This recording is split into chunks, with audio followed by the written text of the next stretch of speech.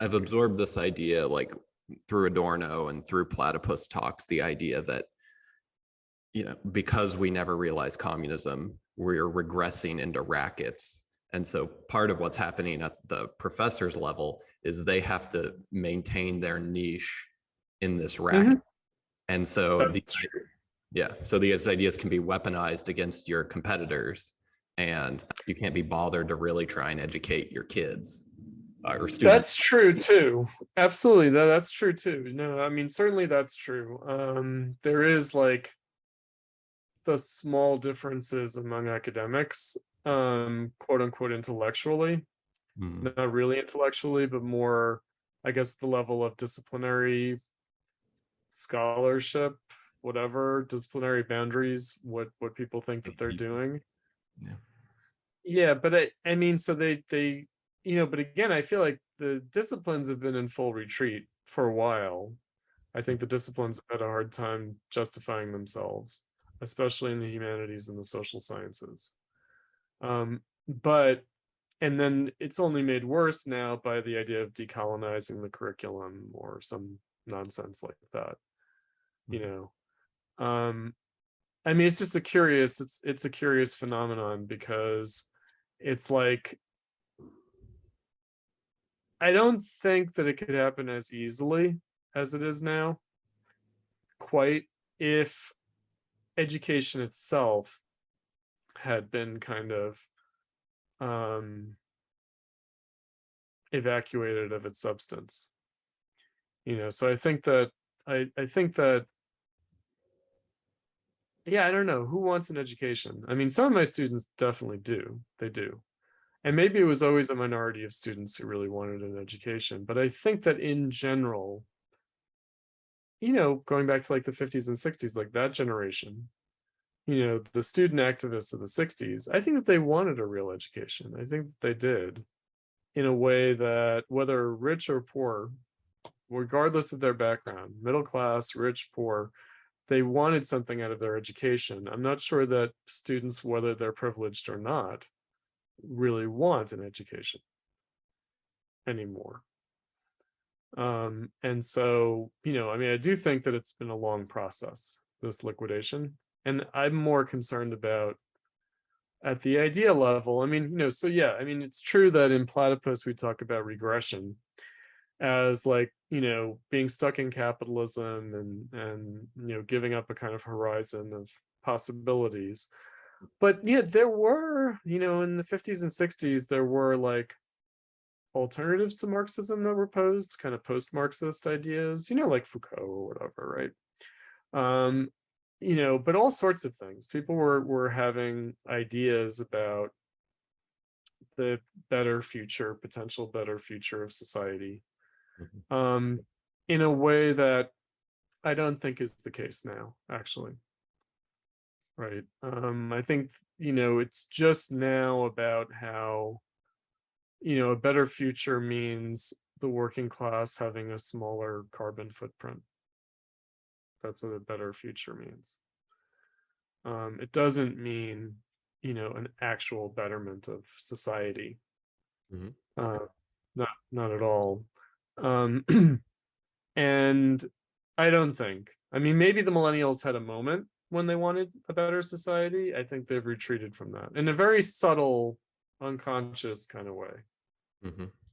Well, and do you think it's likely that part of the ferment in the 50s and 60s was you were still in this post World War II boom, but then Yeah, after the 70s contraction, neoliberalism, as we enter, what's the subtitle of Culture of Narcissism, like Age of Diminishing Expectations or something like that? for real.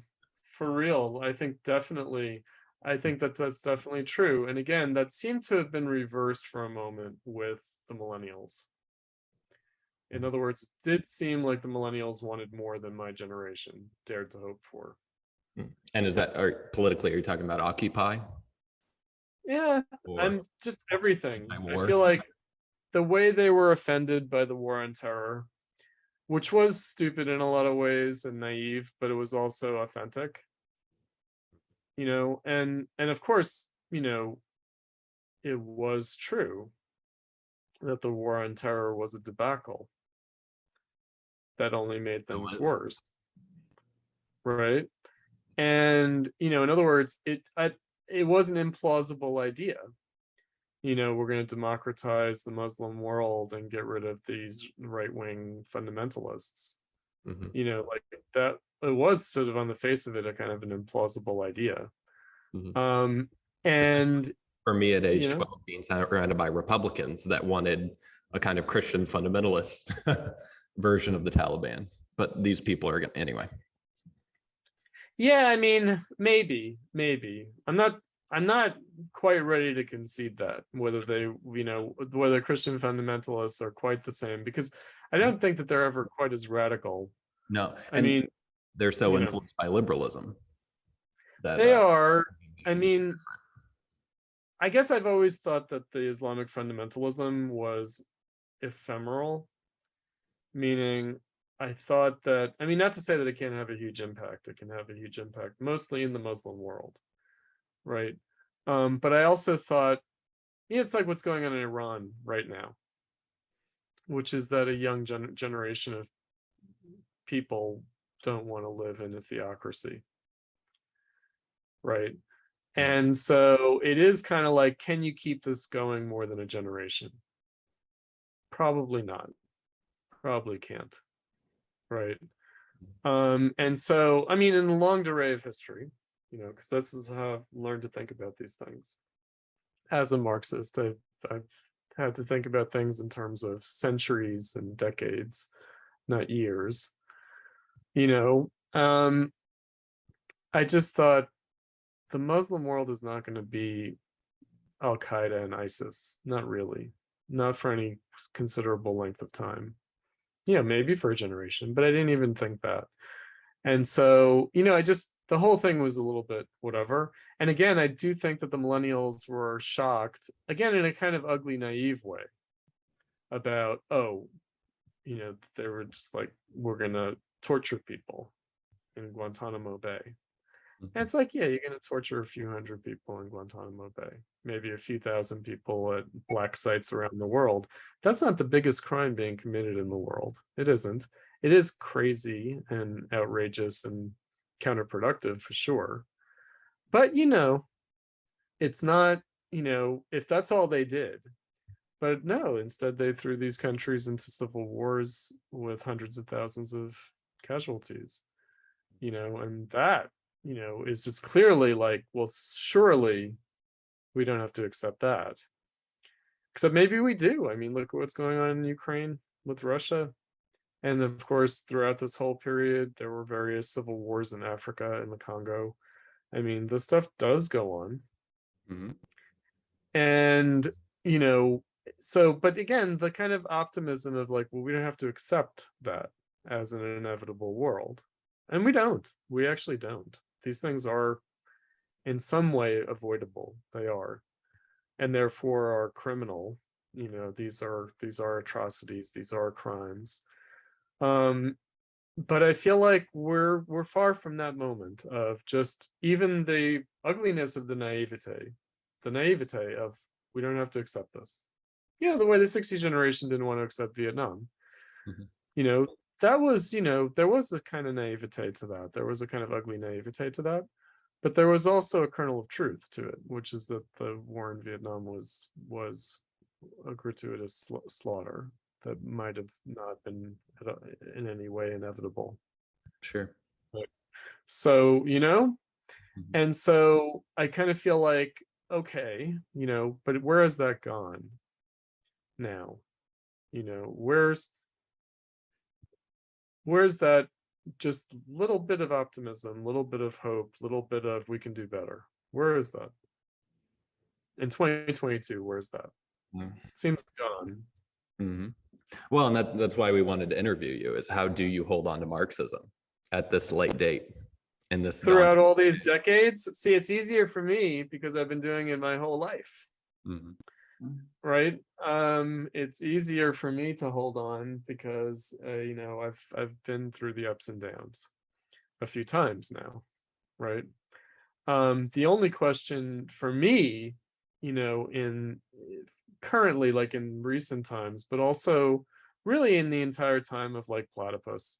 Since my students became kind of radicalized by their moment, by their generational moment, which was pretty early on in terms of my teaching career, because I kind of got a late start as a young teacher because I went back to grad school a little bit late and stuff like that.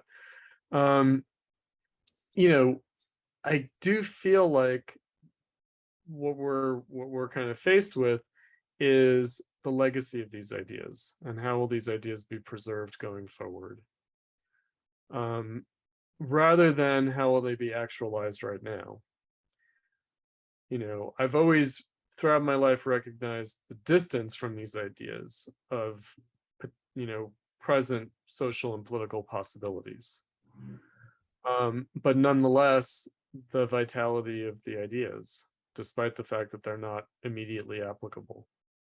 I've had to deal with that. I mean, I probably had an illusion at a certain point when I was a Spartacus youth member in college, when I was around a Trotskyist group, and not just any Trotskyist group, but like an Orthodox Trotskyist group, like hardcore Marxist, or at least they thought so. Of like, around the time of the fall of the wall. And again, that sense from the 80s that there was something in contention, that there were possibilities.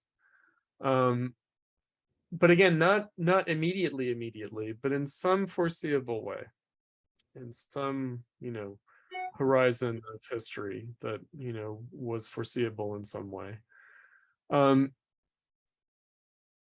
I've had to kind of temper those expectations. So that's probably the moment when I was in college, was probably the moment when I had a sense of, oh, these ideas could become relevant politically. They could sort of get some actual traction. You could have a new movement. I mean, what's interesting is that I had that sense, but then with the millennial left, I saw many more students actually mobilized in that direction than when I had been a student. And so it seemed like a greater possibility, at least to get this train on the right track and on the way, it seemed like there was a chance of something. But I've also, I think, in the back of my head throughout this whole, like the last 20 years, let's say, had this sense that my own work, what I was doing, the educational work I was doing, not like my writing so much. I mean, I've done a fair amount of writing, but more just my in the trenches education as a public intellectual and as a, organizer of Platypus, that I'm trying to safeguard the legacy of these ideas more long term. That it's, Adorno, it's a message in a bottle, it's a time capsule, it's something that you shoot into orbit and then it will come back down to Earth in 100 years and hopefully people will make use of it. Something like that, something like, like let's boil it down to the desert island disc phenomenon, of like, if you had to be a castaway and you could only have 100 books, what would they be? In terms of saving the world, not in terms of like literature and culture, but in terms of like politically saving the world. And I am willing to prioritize that. I am willing to say, what it comes down to is whether politically something can ever be done. So, that's Well, and I mean, that's a great segue too. I mean, one of the, and maybe it's symptomatic of the left in general, but like having listened to you over the years in podcasts, like everybody wants to bicker with you or like nitpick little details. And I've had to find like needles and haystacks. So we were kind of hoping you could lay out like what your vision is / what is platypuses and how different are those? I mean, I know there's diversity of opinion in it, but also it seems like you're pretty influential. So yeah, without being interrupted and nitpicked with. Oh, well, I mean, it's a funny thing. I mean, it's I would say that, Platypus is a specific project. Mm-hmm. And it was very much a project of the millennial left moment. And then we now have to sort of see how it survives that moment. meaning when people are motivated to like reach back to the history of Marxism, then how to deal with all the accumulated history that sort of gets in the way of true appreciation of the ideas. So dealing with all the various off ramps to Marxism, right? And the left kind of embodies that. So, often we'll encounter. So in Platypus, we're not really promulgating like a politics or even an ideology or an interpretation of Marx or an analysis of present reality. We're not.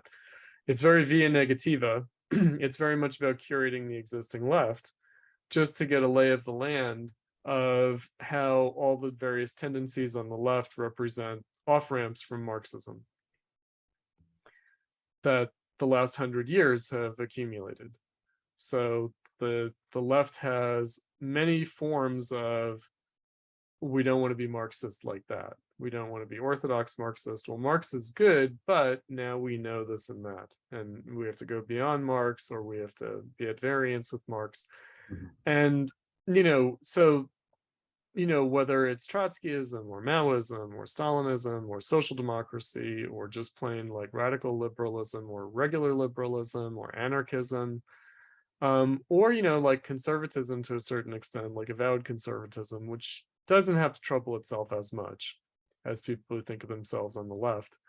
And so, just all the ways of thinking about ideas, but also thinking about social and political reality and social and political possibilities, all the ways that people have departed from Marxism or have rejected Marxism or qualified it, bracketed it in some way, which all were very plausible in their moment, were all authentic expressions of a plausible, like, we need to do something different. We need to, rethink things, we need to come at things fresh and not be dogmatic and hidebound and slaves of the past. That's all well and good. But at this late date, it turns out that these things didn't go anywhere, that they didn't really get beyond Marxism, actually. And so it's worth keeping in mind the original Marxism, because all the ways that people have tried to go beyond Marxism haven't paid off. So why not go back to the original and think about it, right? There's nothing to lose, really, right? And there might be a great deal to gain in doing so. But again, understanding that history is ancient now, it's old, and it doesn't have a direct application in the present. So it has a more of an abstract relationship to the present, which can be a liability, but can also be an asset. The asset is that it's sort of that indeterminate, more open-ended possibility is preserved.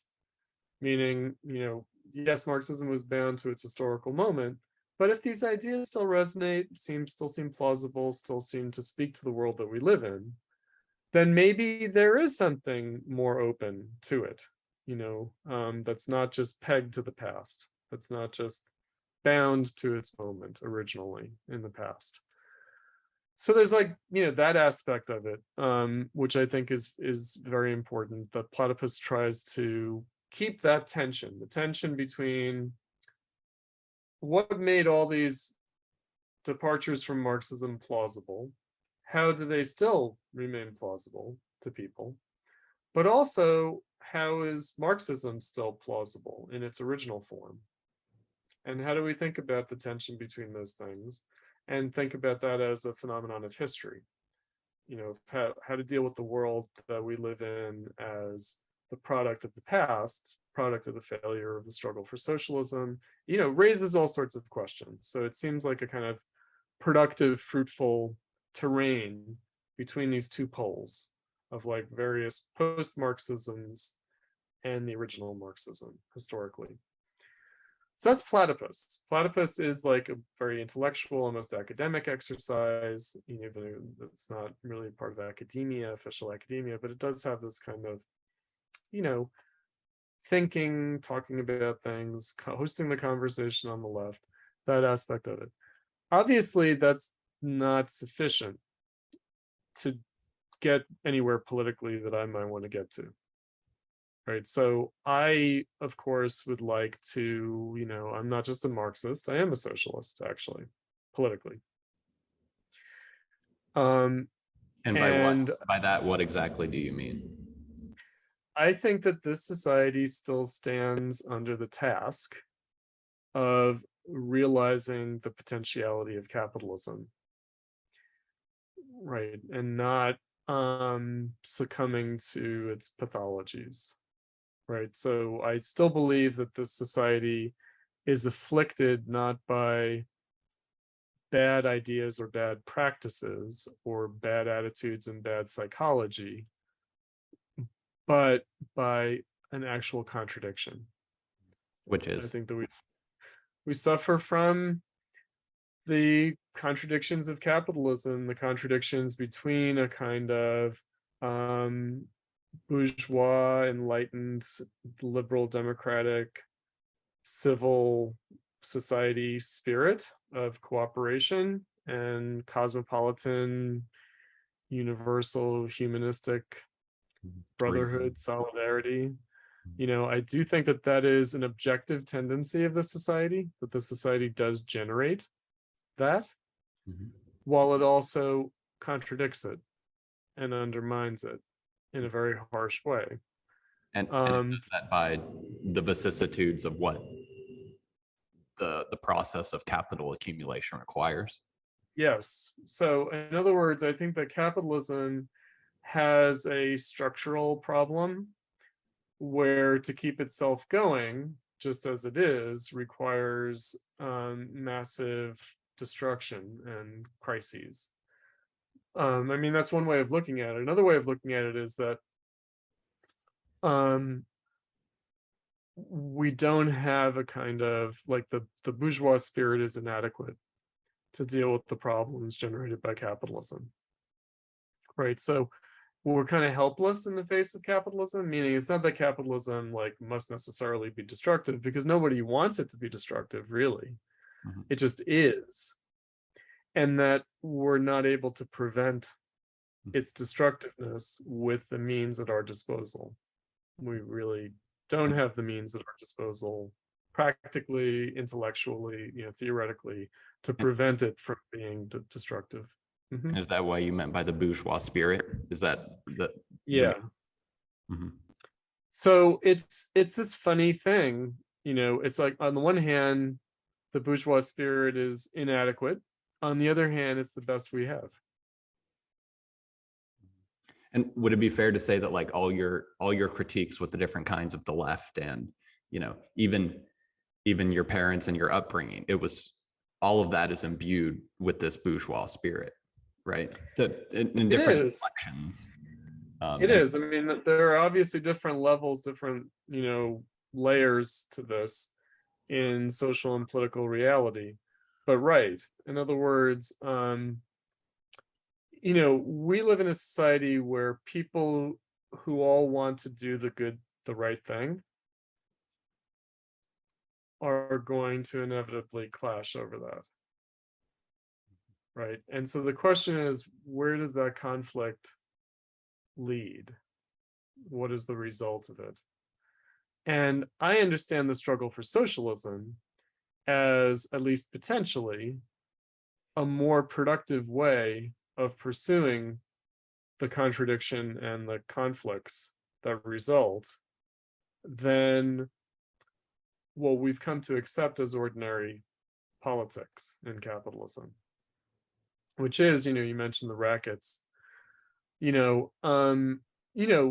These things exist objectively, out of necessity, in the absence of something better. Better not in the sense of like ethically or morally better, but more productive, politically productive, kind of can move us forward historically. In utilitarian terms.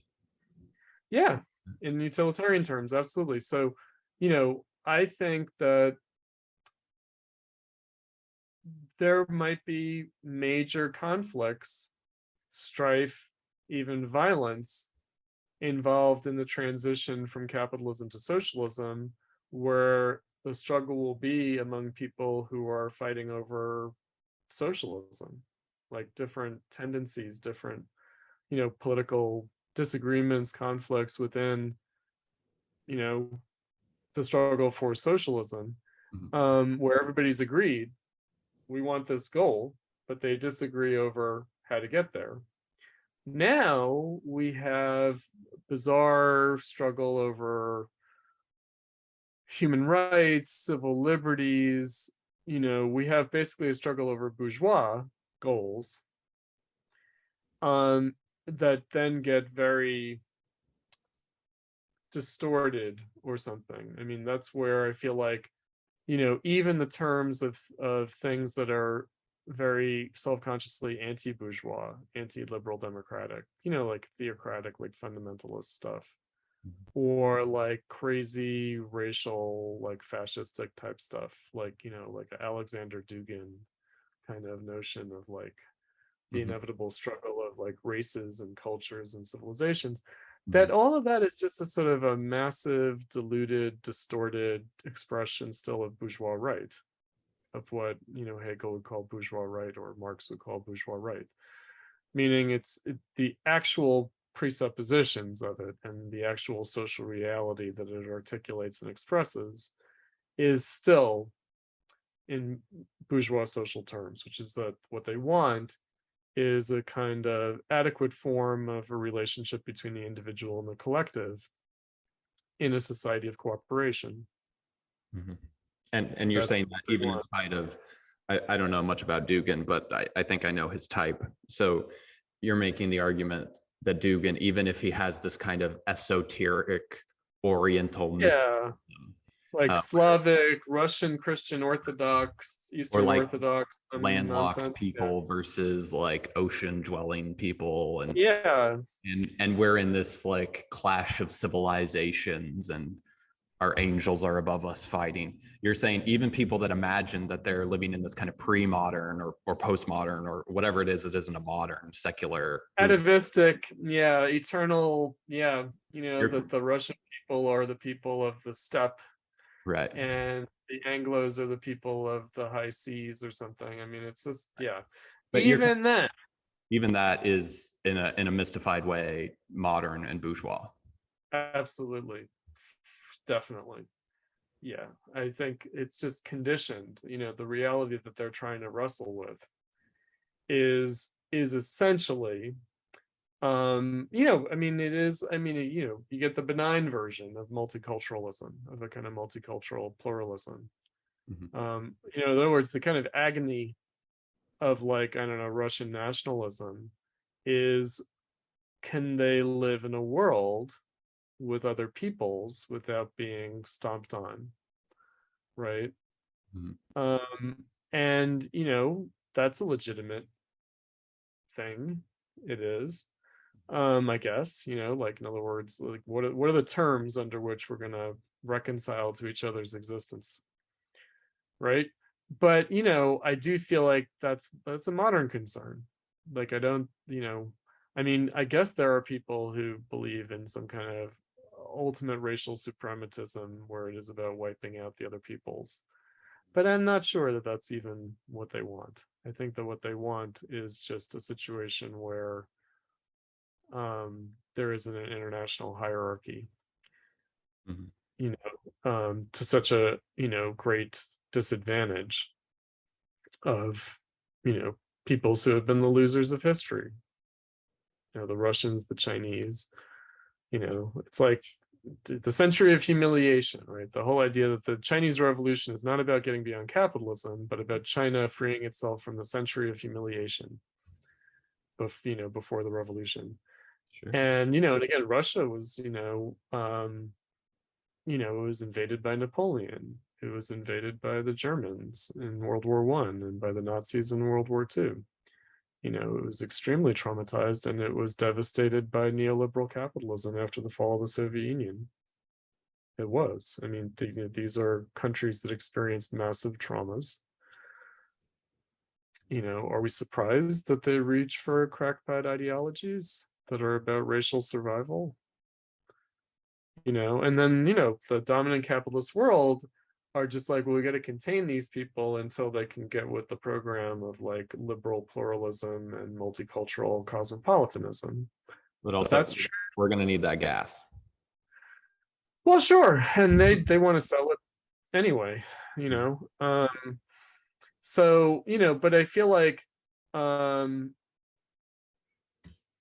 these are just about very marginal renegotiations of the political and social and economic status quo. There's like a lot of overwrought ideology, but in the end, does the Taliban want anything other than the Emirati, like the Gulf states? Don't they just want to be Muslim and just be in the world? Like, do you know what I mean? Like, where they like the caliphate or whatever, Sure. I kind of feel like this is just overwrought nonsense in the end. Sure. And especially, you can point to, like, I'm imagining, I'm sure you can find individuals, especially at the top of hierarchies, like utter psychos, that, yeah, they do want to be the caliph on top of a world imperium. But is that like a serious risk to the world? No. And what you're saying is no. No, it's not. And so I just feel like, again, I do think that in the end, we're not going to undo capitalism. We're not going to undo capitalism that way. We're not going to revert. That's not really going to happen. And so the only way out is through. And there has been a lot of thinking about this in the advanced capitalist countries. There's been Marxism, obviously, but there's also been other kinds of thinking in the last 200 years. And, again, what's interesting is the persistence of Marxism, the persistence of the original idea, like not some kind of tailoring of Marxism to some reactionary or yeah, worse. Yeah, exactly. Not adapting to some exigent circumstances, but the original vision. Like, and isn't this relevant to everybody in the world? Pretty much. Doesn't this speak to the future of like Russia and China and India, and not just the United States and Europe?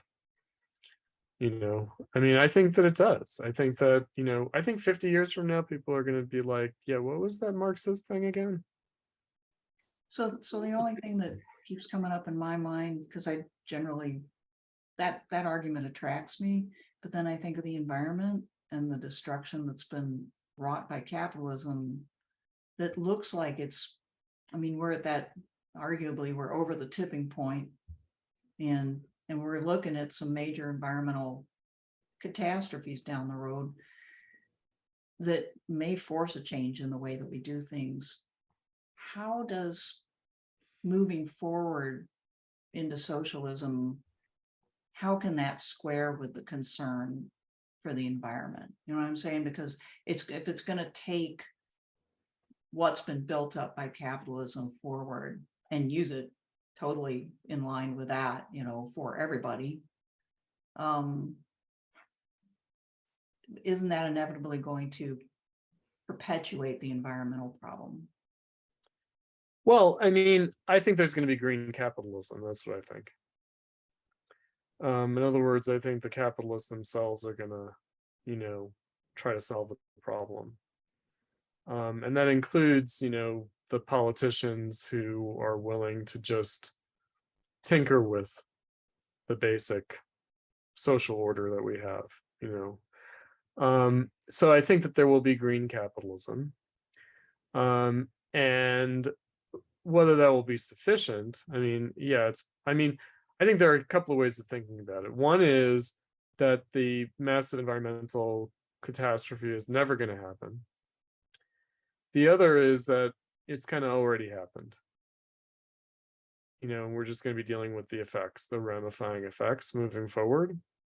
And that, as usual, those will impact poor people, vulnerable people the most. And it will indeed produce massive dislocations, migrations, wars, civil wars, international wars. It will involve a great deal of suffering. Millions will die as a result of climate changes. Okay, yes, that's probably just, that ship has sailed. That's going to happen. That's going to happen. Still, there's going to be, throughout that, society is going to reproduce itself through capitalism. The same basic problem over the control of human destiny by people will remain. There will be a dynamic of capitalism. There will be an unnecessary wastage and destruction that will impair our ability to deal with this or that issue, whether climate change or something else. In other words, the question of socialism will still be posed. And one thing, that I'll just say, even short of that, right? There are going to be revolutions. There are going to be civil wars. There are going to be, including in the United States. That's going to happen. Definitely going to happen. Inevitable, right? It's not like, oh, unless we turn to socialism, which just means some policies, then we're going to have. No, we're definitely going to have this. The question is, what's going to come of it, right? So if there's a massive civil war in the United States, a political breakdown of the state, what's going to be the end result of it, right? In other words, that crisis will be generated by capitalism, but will we undergo that trauma and sacrifice just to remain in capitalism? That's probably true too, right? So it's not like we need socialism to prevent climate catastrophe. We need socialism to prevent social breakdown, political chaos. All these things are going to happen. Those ships have sailed. There's nothing we can do about that. That's coming. It will happen. But where will we be on the other side?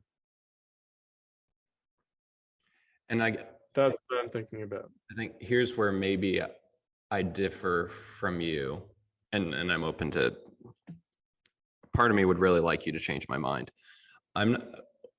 I can imagine a world where like we would regress from, an Enlightenment bourgeois spirit to a anarcho-feudalistic, I don't know exactly how it would go down. It would be technologized. And why couldn't we disintegrate into little ethno-nationalist and religious enclaves? We already have. Yeah. We already have. And are you making the argument that basically, let's say we have and it'll get worse, will our warlords and our chieftains just make our peace with capital and it will still be mediated? Yes. In other words, they already have done so. Right. In other words, we do live under the rackets. We do live under the rival warlords, and they will kill each other and kill us along the way if they can. They will also make deals out of their self-interest to avoid the worst conflicts, and we'll have to live with the terms of those deals. Mm-hmm. That's already the world. And we'll be able to, or most of us will, presumably because the terms of that will be mystified. Oh, that this will go on, yeah, because in other words, it will seem like that's the only choice, right? That's the way things have to be. And, again, we've been doing that for a while. For a considerable amount of time, we've already adapted to that reality. And it will be, it won't have to be, we live in dystopia already. There's no dystopic future waiting for us. We're there. We're already there. I think that in the 60s, people saw that, by the way. They saw that they were already living in dystopia. Right? But they also thought we don't have to accept it. So that's the question. Like, can we recognize that we already live in dystopia, but we don't have to accept it? Right. Now, so I brought up the platypus stuff about the negative, right? There is like the positive. The positive is people still struggle under these conditions. They still do things. There is still a baseline level of social cooperation that takes place. And yes, it's harnessed to the dominant capitalist political interests. It is. But it also, is not entirely reducible to that. And so the question is whether socialists can get involved in that, or whether, I feel like my generation's experience is that to be on the left is just to go through a kind of youthful radical phase before you become a Democrat, before you join the Democratic Party. You are made into a useful tool of the rackets, or you're not. Right, and then you're depoliticized. And that involves a certain amount of forgetting. The people in the 60s just literally forgot whatever it was that they'd realized. And concrete circumstances seem to change to such an extent that, again, it seemed irrelevant suddenly. And again, I do feel like even in the millennial left experience of the students that I've tried to educate, I think that's happened in their own lifetimes, which is that they did have a sense of possibility, but within 10 years, it seemed like that sense of possibility was kind of derealized for them. And then they were just facing concrete circumstances, either of personal individual existence or of the social political landscape and ideological landscape, that they weren't prepared for, and that seemed to change the terms so fundamentally that whatever inkling they had of a better possibility just evaporated. In other words, what do you do when it's the financial crisis, Wall Street, Occupy Wall Street? It's like the sense, and then it turns to Black Lives Matter, right? And it just seems like it doesn't translate. It's like, oh, that's an entirely other problem, and so whatever sense of possibility I had is wholly irrelevant to this new social crisis that I'm expected to commit to in some fundamental way. And again, it's kind of like, and then after that, it will be like, oh, I was, so jacked up on anti-racism, but then suddenly I'm going to be dealing with something else that seems to have nothing to do with it. Well, it seems to me they cobble it together by saying this is all against like patriarchal white supremacy. Yeah, in very general terms, but concretely, again, like what are the issues and what are the political choices on offer? I think that there are fads in capitalist politics and on the left. There are passing fads. And capitalism does have a way of adjusting to these changes in fashion and, adopting the rhetoric and mouthing the pieties, all that stuff. So again, the question is whether people who want to be socialists long term, whether they can avoid the fate of either depoliticization or becoming Democrats. Right. And, and also, I guess, a third fate just being kind of fossilized sectarian cranks. Right. Which I always feel the danger for me personally is, it's like, okay, am I just going to become some artifact of my own time that outlives my moment? And again, that's where the hardcore Marxism seems to offer a way out, because it's like an abiding thing. It's an abiding theme. Perennial. That goes through these seemingly massive changes that turn out in retrospect to be rather superficial changes. That seemed extremely urgent and life altering at the time, but turn out to not really be all that profound.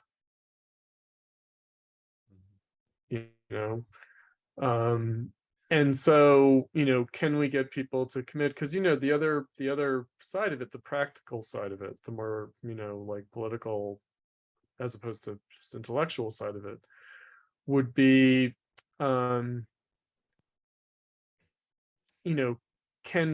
people do what liberal civil society organizations do at the level of mutual aid and solidarity and helping organize people? Can socialists do what otherwise like churches do, or Democrat Party affiliated NGOs do? Not that they do all that much, but can that serve a long-term development of a socialist politics, as opposed to just a youthful kind of fever dream, like over enthusiastic, jacked up on ideology, kind of like adolescent phase of pseudo radicalism? Right. That's that's the challenge, and So- Platypus doesn't really do that. Doesn't get people involved at the level of like activism. Mhm. That's like a whole other ball game, and it requires different skill sets and talents and experience. So would it be fair to say, can I try and re-summarize your perspective on Marxism and modernity? And because I think it's hard for a lot of people to grasp. So are you saying that we had all of pre-modern history, and we have modernity, we have this bourgeois spirit where we believe people are individuals, they should be free to reason, they should be free to associate with each other, create society, transact with each other, make the world. Live and let live attitude. Right. Yeah. A live and But let live attitude. Yeah. all of which, like in American politics, both like most conservatives and most liberals, in theory, they agree on this baseline of people should be free to be themselves. Mm-hmm. And the disjunct comes in with capitalism. You have this need to always be accumulating more money at the expense of labor power. I'm not great at speaking Marxist jargon, but Sure. But there's this, on the one hand, you have this nice, let's all live together, hold hands, rainbows. But then you have On the other hand, it's a struggle to survive. Yeah. On the other hand, I need you to come into work, and I need to pay you only $80, and I need to make 120. And I need to do this not just because like the problem is I'm your boss and you're my employee, but like I have bosses, and there's a chain of capital accumulation happening. And yeah, we have to do this to stay in business. And otherwise you won't have a job. And whole sectors. We pay you too much, you won't even have a job. Yeah. And whole sectors of the economy and whole countries can just get jacked when, okay, it's time for America's industry to turn into the Rust Belt. Yep. And and what you're laying out is, I think, for the bourgeois spirit to overcome the contradictions of capitalism, that's what socialism would be. It would be us working together to create a new politics and a new economy that would not be so brutal and against our professed values. Right. In other words, build a political force internationally that could get a handle on these dynamics. Mm-hmm. Not expect to immediately put an end to them, but also not simply be subject to them in the way that we are now. Mm-hmm. And there's a kind of a vested interest in the way things are done now. There is an interest in basically keeping the population quiet, meaning you don't want mass mobilization because it's too dangerous, it's too risky, it's too uncontrollable. Mm-hmm. And so the last thing that you want to do is mobilize people. You want to mobilize people enough to win your local political battle, but you don't want to really mobilize them, and you certainly don't want them to be organized in any way that would make them independent. And so it's and there's even a wisdom to that on the part of the capitalists. There's a wisdom to that. Mm-hmm. There's a rationality to that. That's not just a vested interest. Mass politics is dangerous. Mass mobilization is dangerous, and it could lead to bad outcomes, not necessarily good outcomes. But it seems to me that the only possible good outcome has to come this way, despite the dangers, because there is a great deal of danger. I mean, it's very simple. I don't think the left is interested in the white working class being mobilized. They really are not, because they realize that they're never going to convince these people to their cultural sensibilities. And so they'd rather them be quiet, and so, they flinch from that. I mean, they also don't want the majority of people of color to be mobilized either. What they want is some kind of middle class parity, equity among, a small group of people who can kind of set the terms for acceptable capitalist management. That's all that they only want to mobilize to the extent that it can facilitate that. Yeah, and where I think what you're arguing for, it's a whole different paradigm shift than what most people on the left see like the horizons to be, which is that there's just like fascists on the far right, and then centrists, and then the left, and then there's maybe there's communists or anarchists, depending how far to the left you want to go. Whereas you're saying there's like, I don't know if you'd use the word ontological, but there's like a different world. There's socialism and there is capitalism, and they're both nested within the bourgeois spirit. Is that? Yeah, I would say so. I would say, the issue is long term, we're not going to get out of the problem of capitalism unless we try to create a mass social and political movement in the United States, and which I think will have an immediate effect outside the United States. Immediate effect. And I think that it doesn't guarantee that we can overcome the problem of capitalism, but I also don't think that we can ever possibly overcome it without it. And I think that people still nurture a kind of a hope that if we can get the rich and powerful people to do the right thing, then we don't have to take the risk of fascism, right? We don't have to take the risk of mass mobilization that might produce like bad outcomes. And it's like, no, the rich privileged people are not gonna just do the wrong thing. They're gonna try to do the right thing within the parameters of capitalism, and that will never be good enough. And I think that we have to risk the danger of the struggle for socialism, which has been shown to be dangerous. It has shown to be dangerous. It produced fascism in Italy and Germany. It did. Those mass movements of the right came out of a prior mass movement of the left among the working class and the middle class. It did flow out of that. And then, of course, Stalinism, the totalitarian states as mass political phenomena in places like the former Russian Empire and China, that kind of authoritarianism, it's a risk. It is a risk. And it can produce really terrible outcomes. It can. But I think that we have to take that risk because we're gonna suffer major human costs anyway.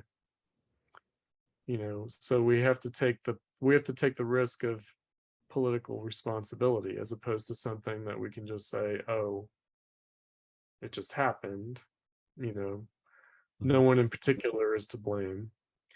And isn't we have. And by the way, that's how socialists, if a socialist movement ever got off the ground, that's how they're going to be seen by the Democrats and the Republicans. They're going to be seen as a fascist movement. They're going to be seen as a fascist movement. Most of the left today would see a real socialist movement as a fascist movement. They would see it as a dangerous plebeian authoritarian movement. Right, because it would come from people that are of a lower groups class in their in their estimation. They're going to come from the dangerous classes. And they want to upset the current arrangements. And they want to upset the current arrangements, and that's going to seem very dangerous. It's going to seem ill-motivated.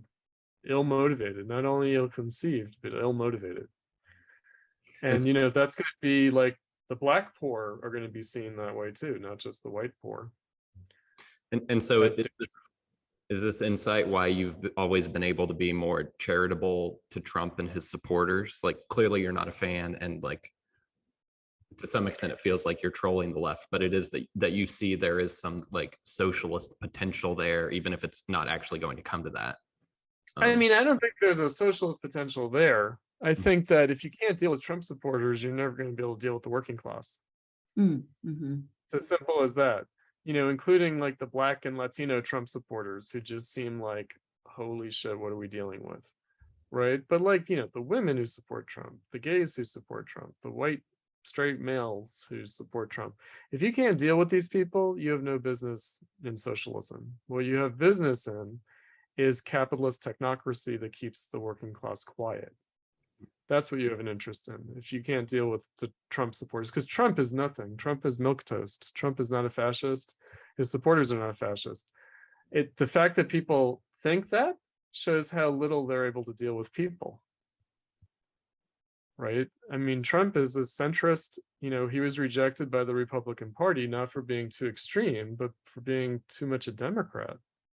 Like, that's why the Republicans didn't like Trump.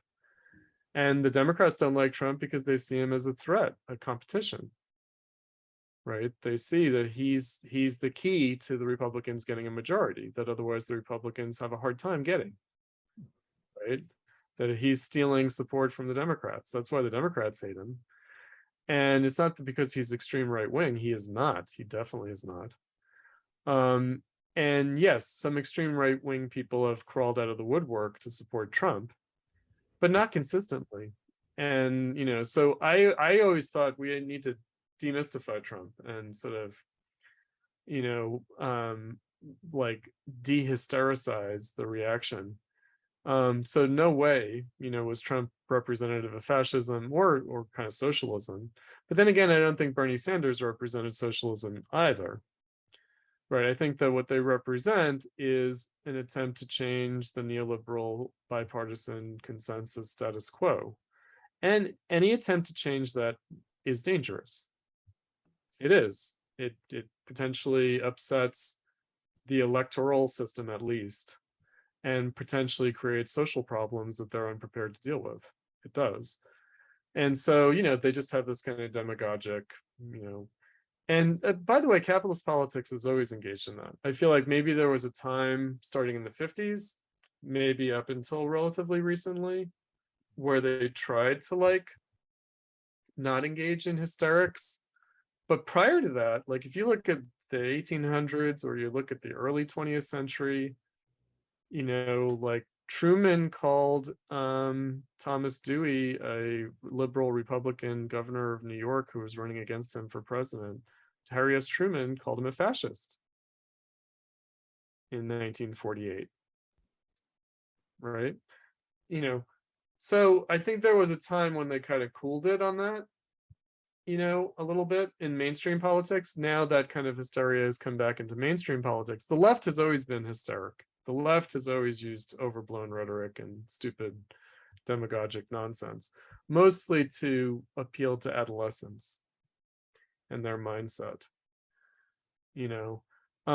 But I would say the thing with Trump is that Trump is a symptom of the crisis of the old political consensus that isn't really working, right? And so does he represent something dangerous in terms of breaking the division of labor between the parties and the way they divide the electorate? Does he throw a wild card into the mix that they don't want to deal with? Yes, he does, but in the most limited and containable, controllable, mild way possible. You know, I don't think there's really much of a danger of a mass right-wing movement right now. I don't. I think it's still pretty fringe. The extreme right is still pretty fringe. That doesn't mean, like, you know, capitalist politics can devolve into violence, into stuff. It can do that. Whether it intends to or not, it can do that. they can lose control, and they can play brinksmanship and take a wrong gamble. You know, they can lose a gamble. They can make a risky bet and lose. They can open a can of worms. They can do that. You know, I don't know. So yeah, so we should maybe wrap up, definitely. But I would just say that on that note, my argument against the left's histrionics around Trump is an argument against them using Trump as an excuse to fold back into the Democrats. I get that. I have one last question if we have, or I don't know, Spencer, did you? And I was just going to say, and riffing off that, would it be fair to say they're using him as another way to mystify this fundamental contradiction between our bourgeois liberal values and the discipline that capitalism demands? Certainly, they certainly do. And they, you know, I think that for them, talk about like, you know, the Bill of Rights, the Constitution, like that if you take that stuff too seriously, it's dangerous. Right. In other words, you're supposed to pay lip service to those things, but you're not supposed to take that too seriously, because we're not prepared to really take those things seriously. We have to accept a certain amount of abridgment of civil rights and a narrowing of, you know, democracy. And so, you know, you can't tell the people that they have rights, and you can't like point out the rottenness of the small d democratic electoral system, because it can't end well, right? If you get people to start scrutinizing elections and how they happen, and you get people to believe in their rights, it just can't end well, can it? And actually, right? So real rights to material prosperity, not just the right to vote for a candidate. Right. Or even like civil liberties. You know, it's like, oh, you know, tell people that they have the right to bear arms. It's like, it just can't end well, you know, if you get people too wedded to these ideas, you know, because then, you know, how are you going to get them to accept the inevitable abridgment of those rights? It's like the NRA accepts a lot of abridgment of the right to bear arms. They do. And so you don't want to get people too attached to the idea that they have a right to self-defense, right? Because it's just going to create too many problems. You know, in other words, you want the police to be pretty sure that if they find a gun on someone, that they're a criminal. Like, the police are going to have a much harder job. And certainly if they're part of the underclass. Yeah, the police are just going to have a really hard time dealing with an armed citizenry, because how are you going to divide the criminals from the non-criminals if everybody's got a gun? You know, if the police can't say, yeah, in capitalism, if you can't say, well, if you have a gun, you must be up to no good. Like, if that can't be a safe assumption, it makes it much harder for the police to do what they do, which, you know, just keep order, right? And arrest the right people, not do what they do in the sense of committing the crimes that they commit and abusing people, because they do that too. But even to do nominally what they're supposed to do, it would be much harder for them. So, you know, we're not prepared. And that's where, you know, the Democrats have a kernel of truth, where they're just like, you know, we can't live according to these founding principles because we don't live in that society anymore, right?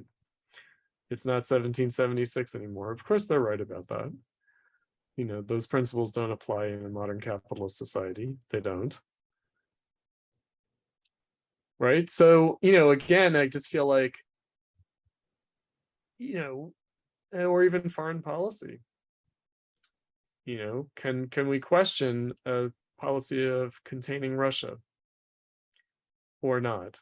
Or if you mess with that consensus, won't that embolden Putin to invade the Ukraine? Maybe it did. Maybe it did embolden Putin to invade the Ukraine. Trump's desire to soften the containment policy. Maybe it did.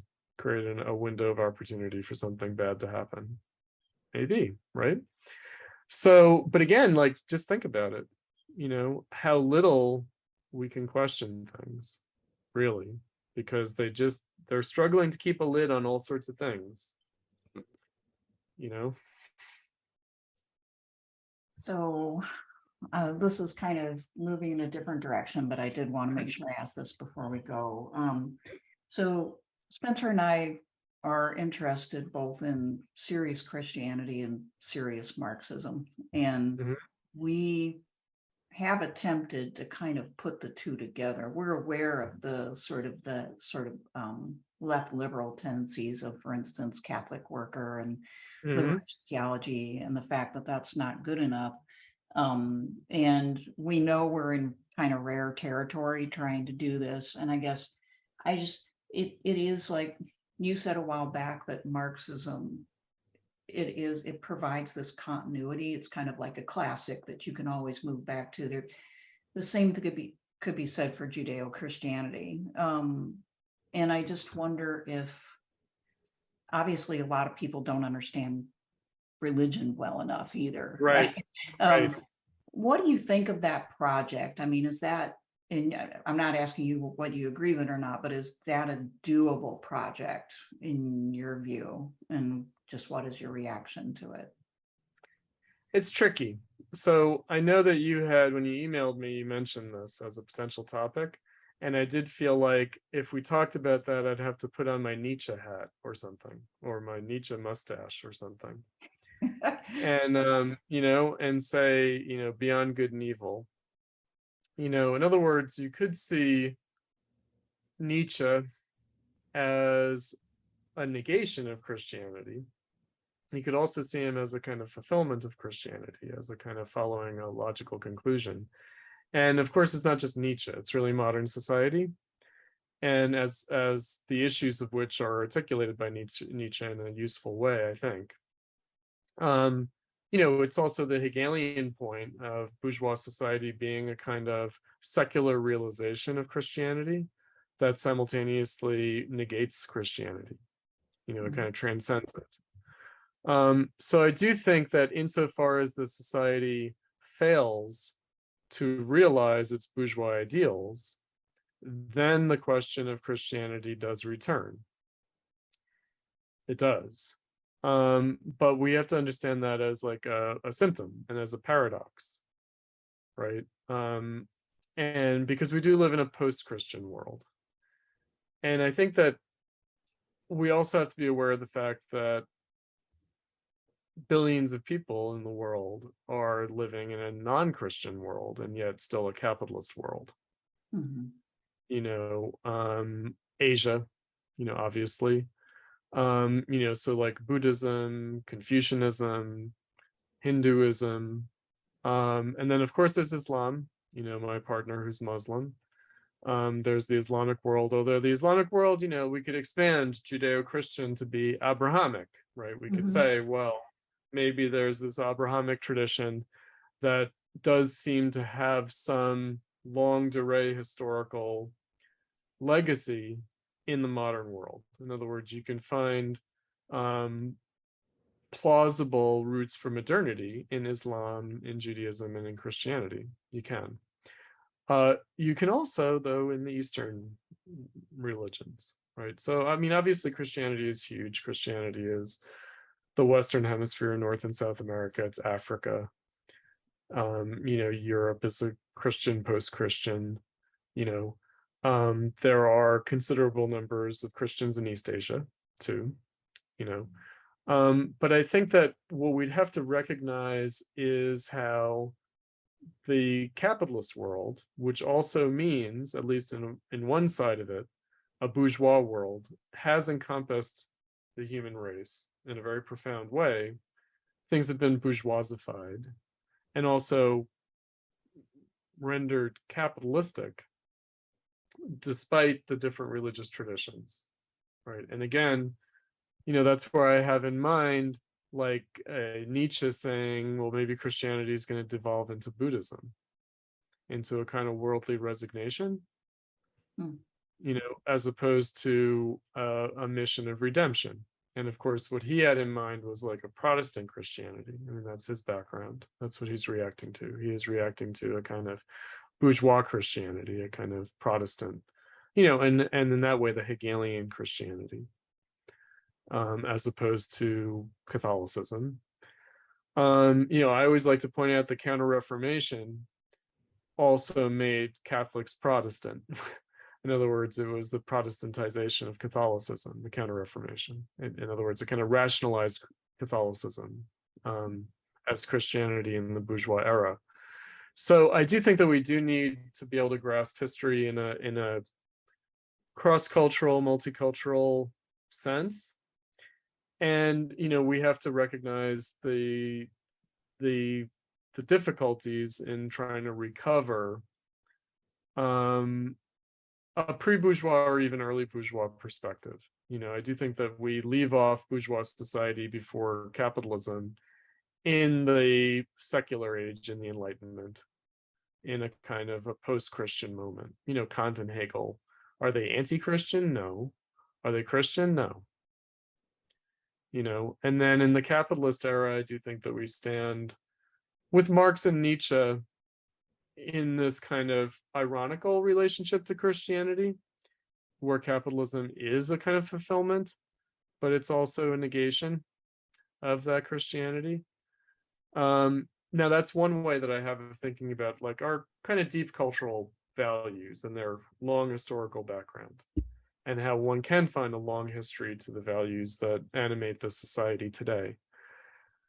The political realm, however, I mean, this is where I bring in Nietzsche. That's why I want to say beyond good and evil, because I want to say we live in the era of Napoleon. We live in the era of politics. We live, in the aftermath of the American and French revolutions, which were not Christian, that were radically secular. And that is the political world that we live in, and also the social world that we live in. The United States Constitution, was it written by devout Christians? No, not really. Was it written by like Christians? Kind of. But generally, they were like late 1700s kind of deistic kind of Christians, and that's really the baseline world, I think. Some kind of minimal deistic Christianity or something, where all religions recognize God, just the different faces of God, like that kind of language that you hear from official religion, from like Protestant ministers and Catholic clergy and Jewish rabbis and Islamic clergy, teachers, that we all, and Buddhists and Hindus, they will all say, we all worship the same God, even if we define it somewhat differently. Okay, but I do think that politics challenges the realm of morality. And that's where politics is beyond good and evil. And politics meaning the political necessities of capitalism that go beyond a moral compass.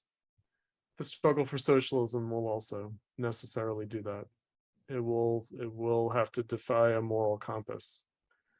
And again, as dangerous as that sounds, that doesn't mean adopting nihilism as a attitude. So I don't think Nietzsche's a nihilist. I think he sees the danger in a kind of pseudo morality that masks a deeper nihilism.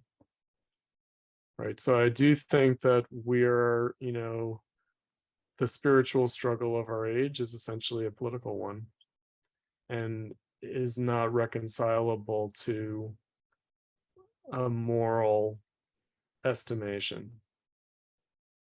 And again, capitalism already does that. I think the struggle for socialism will also continue that by necessity, not because it's good, not because this is desirable, but because it's inevitable. Because it is. Because it is. Yeah, I mean, we're gonna have to struggle politically in a way that will not always be. I mean, maybe Christianity has some resources for that. I feel like maybe all modern religions probably have resources for accepting human fallibility, exigent circumstances. I mean, it could be as simple as render unto Caesar what Caesar is due and render unto God what God is due, that old Christian idea. In other words, that we have to fight for the temporal, and maybe that's a different thing from the eternal and celestial, right? So the alternative being that we would sort of try to instrumentalize religious values, and try to give a moral gloss to what are political exigencies, which I think we shouldn't want to do. I mean, I guess I'm committed. What I was saying earlier about justice, struggle for socialism is not going to be directly a struggle for social justice. People will be motivated by a sense of injustice and a desire for justice, but it's really going to be about freedom, not justice. And Or would it be yeah. would it be fair to say, put another way, the answer isn't to just try and like negate what's already wrong with the world. It would be about positively creating another world that would, and realizing the potential of this world, and Sure. realizing like the sacrifices, which are not just material sacrifices, but are also spiritual and moral sacrifices that have been exacted upon us by capitalism.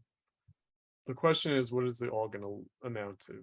What's going to be the result of that sacrifice that we've made and will continue to make? What's going to be the end result of that, right? And it can't be existential absurdism or kind of ironical,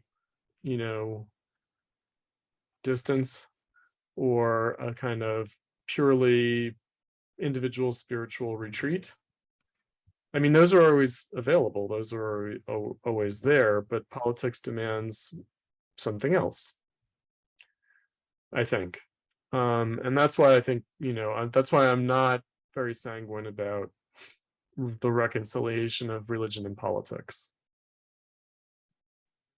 I think it's not necessary to reconcile them. They might be irreconcilable, but and that's but it seems to me, and riffing off what you were saying at the very beginning, is it not necessary to reconcile, if we're ever going to have a socialist revolution, dictatorship of the proletariat, isn't that going to be have to be reconciled with religious believers? Yes, for sure, definitely.